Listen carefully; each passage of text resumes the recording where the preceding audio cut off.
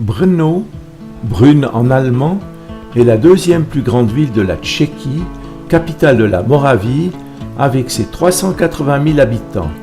Elle est à 185 km de Prague, 120 de Vienne et 110 de Bratislava. Bien que peuplée déjà au néolithique, la cité fut officiellement fondée en 1243 par Venceslas Ier de Bohême. Elle a alors le privilège de ville royale par le roi de Bohême qui encourage l'émigration allemande.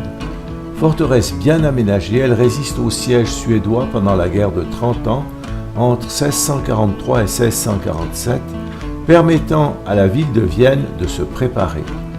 Zone de transit en Europe, elle subit encore l'envahissement des Prussiens et la bataille d'Austerlitz, bataille des 3 empereurs, gagnée par Napoléon Bonaparte.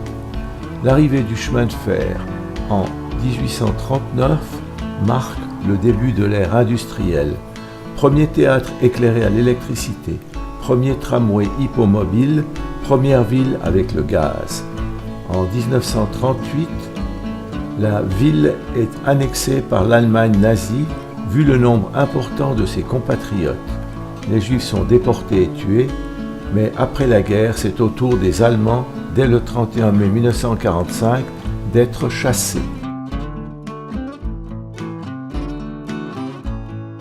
Comme vous pouvez le constater, les trams ont perdu leur attelage et circulent à grande vitesse dans les rues.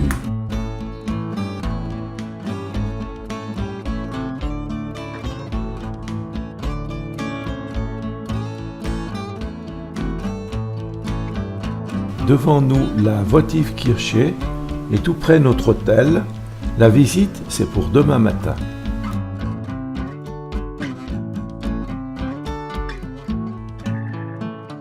Devant nous, sur la gauche, la faculté de médecine, puis ce que les locaux appellent l'église rouge, en briques rouges, comme la Votivkirche à Vienne.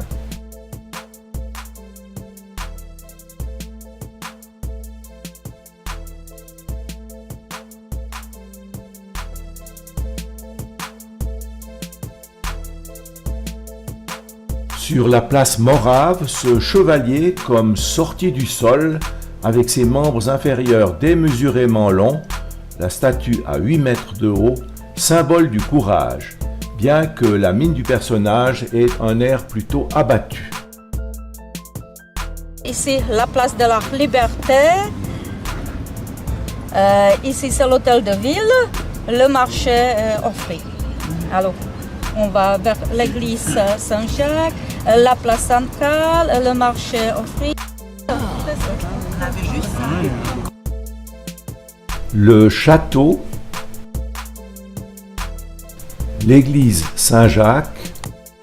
Voici justement cette église Saint-Jacques en style gothique datant du XIIIe siècle, déclarée monument culturel national en 1995.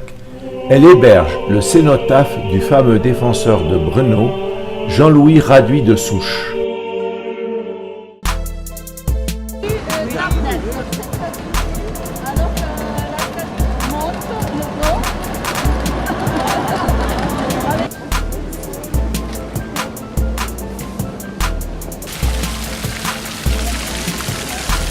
L'habituelle colonne de la peste, place Nameski Svobody, ou place de la Liberté, c'est le cœur de la ville, un important témoin de l'histoire de la cité, avec ses vieux bâtiments riches de patrimoine, à l'instar de ces colosses qui soutiennent depuis longtemps la façade de ce bâtiment, lieu de rencontre diurne et nocturne, avec ses bars, discothèques, restaurants et magasins.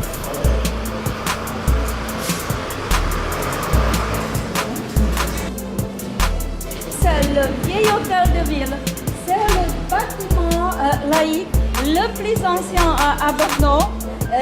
Ça date du XIIIe siècle. À l'origine, bien sûr, aussi remanié plusieurs fois. Le portail est très bien décoré. C'est l'œuvre d'Anton Pilgram. Anton Pilgram a fait aussi la décoration, la chaire à l'église Saint-Étienne, dans la cathédrale Saint-Étienne à Vienne. un dragon vivait. Et il mangeait des moutons. Et bien sûr, les habitants n'étaient pas contents de ça. Et un jeune homme a tué les moutons. Et dans ce mouton, il a posé la chaux vivante. Et il a apporté ce mouton dragon mangeait ce mouton et bien sûr, il voulait boire. Alors, il boit et bien sûr, la chaux commence à travailler. Encore une fois, le clocher de l'ancien hôtel de ville.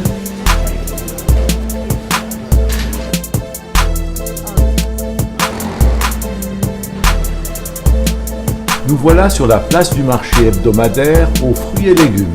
La place s'appelle officiellement Zelnitrek, c'est-à-dire le marché aux choux.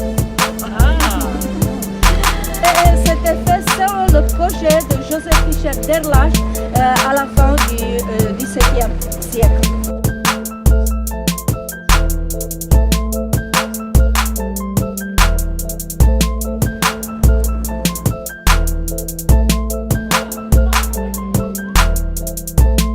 Nous arrivons maintenant à l'église Saint-Pierre et Paul. Alors ici, la cathédrale Saint-Pierre-Saint-Paul se trouve. À l'origine, déjà au XIe siècle, une basilique en style roman était ici construite. Plusieurs fois aussi remaniée, surtout en style baroque, parce que le style baroque, tout est bien décoré, doré, et c'était pendant la recatholisation. Beaucoup d'églises gothiques étaient remaniées en style baroque ou les intérieurs étaient remaniés en style baroque parce que le style très riche, tout est bien décoré, doré.